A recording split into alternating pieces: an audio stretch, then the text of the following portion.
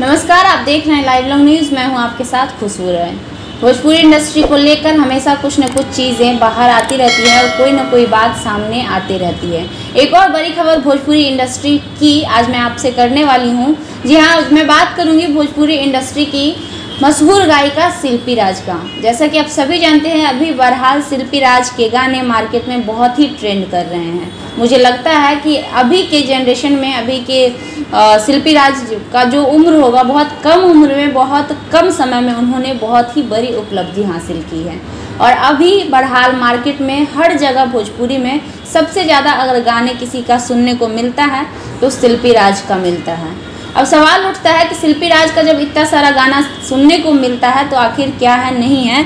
आज social media पे एक पोस्ट किया गया है शिल्पी राज के फेसबुक आईडी से, जो मैं आपको पढ़ के बताऊंगी। उन्होंने पोस्ट किया है कि मेरे मन में बहुत सारा सवाल उठता है। भोजपुरी इंडस्ट्री में गाने हिट होने के बाद फीमेल सिंगर को कुछ नहीं मिलता है, यहाँ तक कि बधाई भी नहीं। फीमेल सिंगर कुछ बोलना चाहती है तब तक लोग दूसरा ऑप्शन ढूंढना चालू कर देते हैं।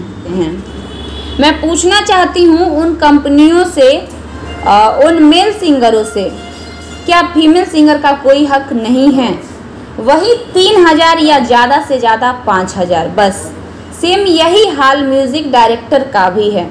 यहाँ पे लड़कियों के भावनाओं को नहीं समझा जाता है। जहाँ एक लड़के को 6 लाख मिलता है, वहीं एक लड़की को लोग 3000 देने में भी 50 बार सोचते हैं, जबकि आधे से भी ज़्यादा योगदान लड़कियों का होता है। तो फिर उनका हक क्यों नहीं मिलता है? इसका जवाब कौन देगा? Question mark.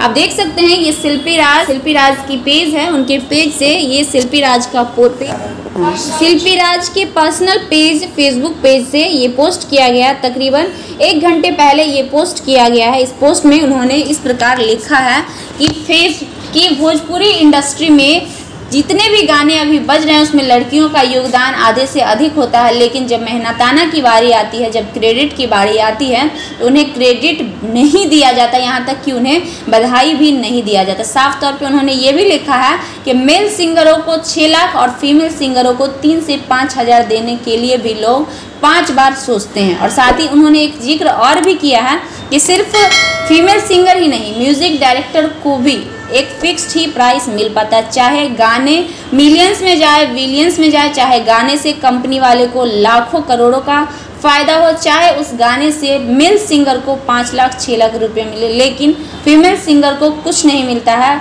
वजूद सिर्फ और सिर्फ 3 से 5000 रुपये के अलावा।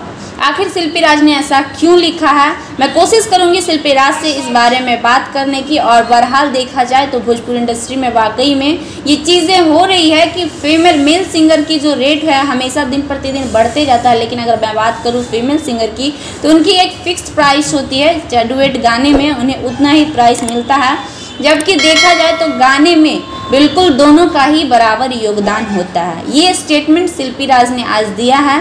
मुझे देखना ये है कि ये स्टेटमेंट सिर्फ शिल्पी राज का ही है या और भी बहुत सारी गायिकाएँ भोजपुरी इंडस्ट्री में हैं जो कि अच्छे गाने गाती हैं और अच्छे पोस्ट पे हैं।